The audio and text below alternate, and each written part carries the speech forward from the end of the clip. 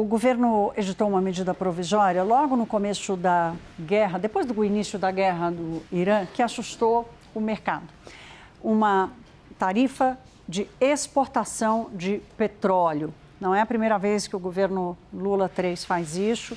Logo no primeiro ano de governo, Lula instituiu uma tarifa de exportação do petróleo. Houve uma chiadeira total no mercado, porque é o tipo de imposto que não se cobra, você consome, compromete competitividade do setor, né?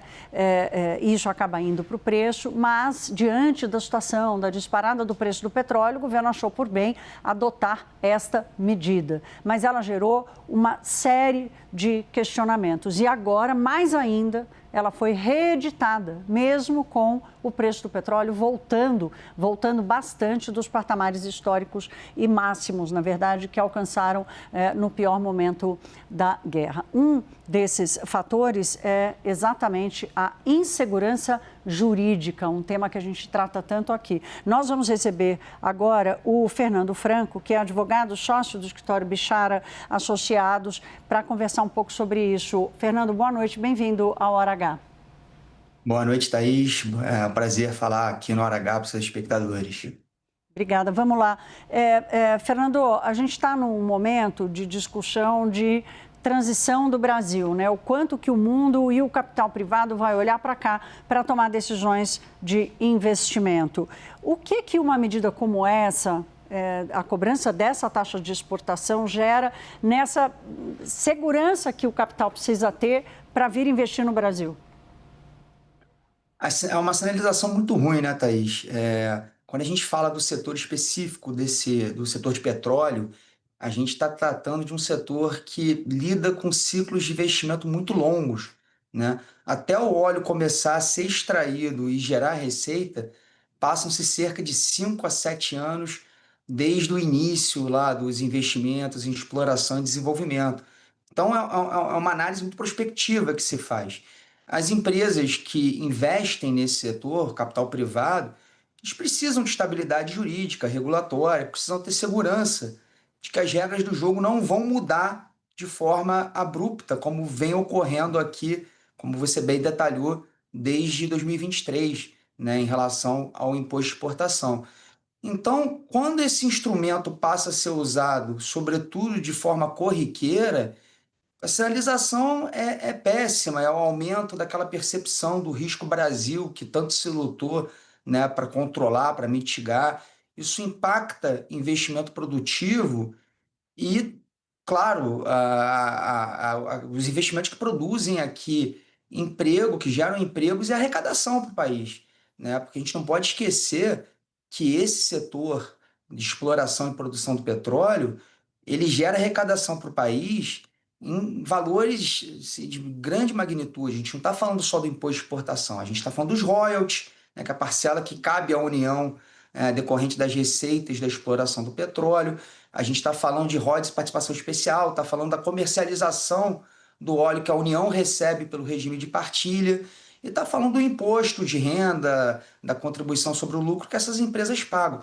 Isso, por si, sem contar o imposto de exportação, já gera cerca de 170 bilhões de reais em arrecadação no ano, né? É Então, bastante, só né? a alta do petróleo já vai gerar um aumento de arrecadação de 50 bilhões, são dados do Tesouro Nacional, né? Sem contar esse imposto de exportação que o governo instituiu. Claro, não, é uma conta estratosférica do tamanho do mercado.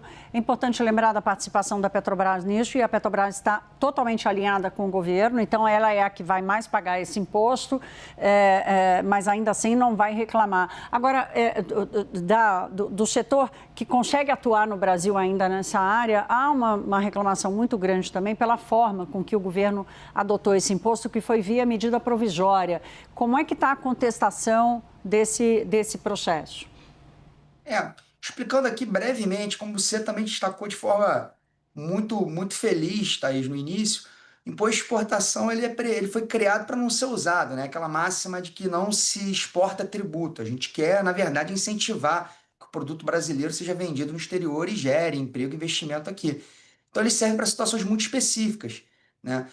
E ao contrário do que acontece com os demais tributos, a Constituição permite que o imposto de exportação tenha suas alíquotas definidas pelo Poder Executivo, sem passar no Legislativo, e que vale imediatamente. Mas, claro, por conta desse contorno que o imposto tem, que é essa vocação dele para ser usado como um instrumento de regulação, né, do comércio exterior e da política cambial.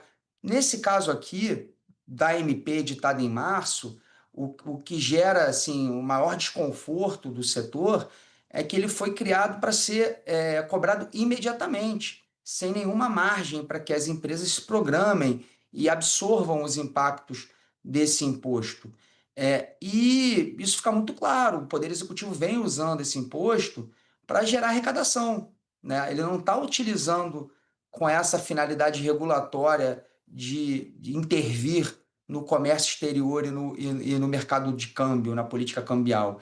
E isso piora, acho que, em relação à medida provisória, o setor, inclusive, questionou, diversas empresas foram ao judiciário e há notícias de decisões que suspenderam, né, o imposto que vinha sendo cobrado com base na medida provisória, mas isso piora agora, que a medida provisória perdeu eficácia pelo decurso do prazo do decurso do prazo de 120 dias, sem que o Congresso Nacional tivesse convertido a medida provisória em lei, né? Então ela perde eficácia, ou seja, o Congresso Nacional se recusou a transformar a medida provisória em lei, e o governo, sabendo que existe uma vedação constitucional para que a medida provisória fosse reeditada nesse mesmo ano de 2026, o que ele fez?